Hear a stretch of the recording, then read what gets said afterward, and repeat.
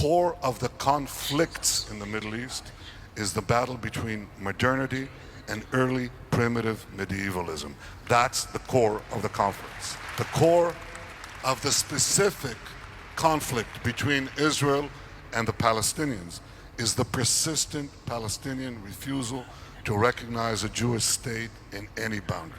This is why this conflict persisted for 50 years before there was a state, before there were territories, before there were settlements. Jews were murdered then for what? There was no West Bank, there were no settlements. Now that continued in 1921, 1929, 1936, 1939, 1948. What was that all about? 1967. For nearly half a century, we were being attacked because there was a persistent refusal to accept us in any boundary. Well, we got into these territories as a result of the conflict. And what Arab propaganda has done by endless repetition is to turn the result of the conflict into its cause. Now, how do you know that that's the case? Because we left Gaza completely, every last centimeter. And they're still firing rockets at us from Gaza. And when you ask them, why are you doing this? Is it to liberate the West Bank?